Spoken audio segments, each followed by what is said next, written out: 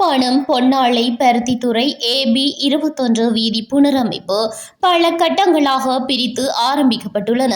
இதன் ஒரு கட்டமாக யாழ்ப்பாண மாநகரத்திலிருந்து ஆரம்பிக்கப்படும் இவ்வீதியின் 0.65 கிலோமீட்டரிலிருந்து 1.670 கிலோமீட்டர் வரையும் 11.970 கிலோமீட்டரில் இருந்து 14.423 கிலோமீட்டர் வரையுமாக 3.47 கிலோமீட்டர் வீதியின் புனரமைப்பு பணிகள் ஆரம்பிக்கப்பட்டுள்ளன.